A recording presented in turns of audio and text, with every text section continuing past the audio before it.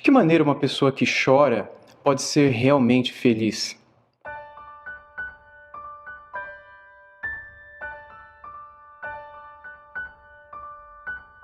Na continuação do Sermão do Monte, o Senhor Jesus nos dirige as seguintes palavras em Mateus 5, verso 4. Bem-aventurados os que choram, porque serão consolados.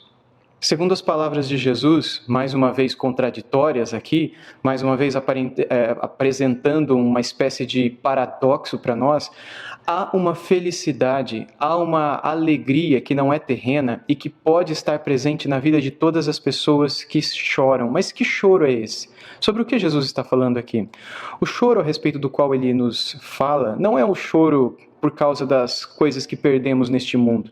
Não é o choro por causa das pessoas que perdemos nesse mundo. Não é o choro por causa da saúde que perdemos, por causa de um bem que perdemos, por causa da saúde que perdemos, por causa do emprego, do dinheiro, da oportunidade que nos escapou das mãos. Não é o choro que nós choramos quando sentimos no coração o peso por causa de alguma circunstância que nos acometeu.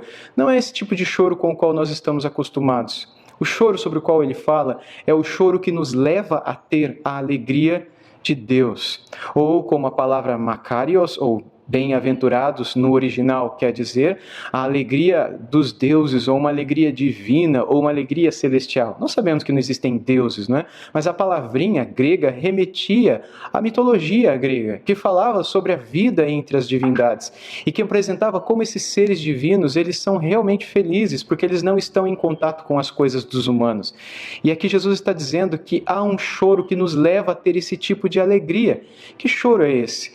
Não é outro, senão o choro pelos nossos pecados. O choro pelo que perdemos, sim, mas não em termos materiais, mas em termos espirituais. Quando perdemos a santidade, quando perdemos a pureza, quando perdemos o utilizar dos nossos olhos da maneira como nós deveríamos usá-los, quando perdemos a oportunidade de falar aquilo que deveríamos falar, quando perdemos a oportunidade de calar e os nossos lábios quiseram falar e estourar.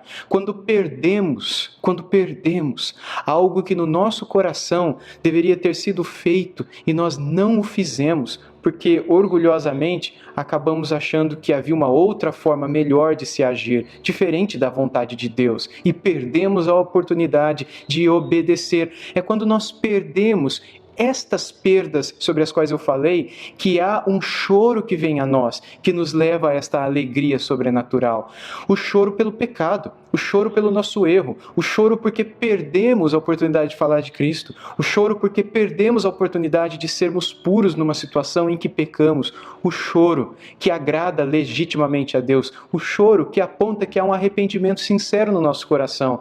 Às vezes a gente vê cenas de pessoas em certas igrejas, na televisão, no computador, no celular, chorando num determinado culto. Às vezes esse choro é por tristeza de seu pecado, às vezes esse choro é por alguma bênção recebida, às vezes esse choro é de alegria porque eles amam o Senhor e estão falando sobre o seu Deus numa determinada canção.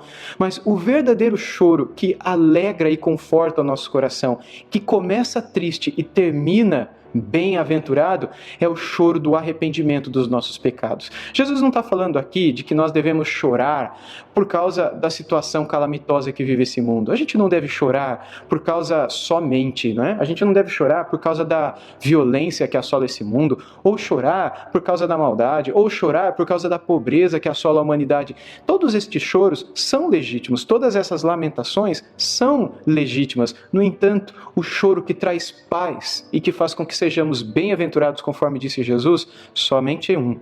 É o choro com o qual choramos quando estamos convencidos de que erramos aos olhos de Deus.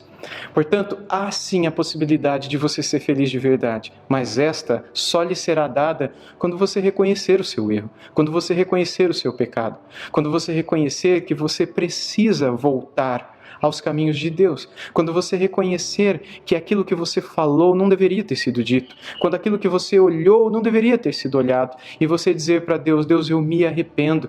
E muitas vezes isso trazer lágrimas aos seus olhos, trazer tristeza ao seu coração, legítimas, genuínas, porque você realmente gostaria de ter feito diferente. Aqueles que choram assim serão por Deus consolados. Aqueles que lamentam pelos seus pecados serão alegrados em seu coração com a mesma alegria que há no céu quando um pecador se arrepende.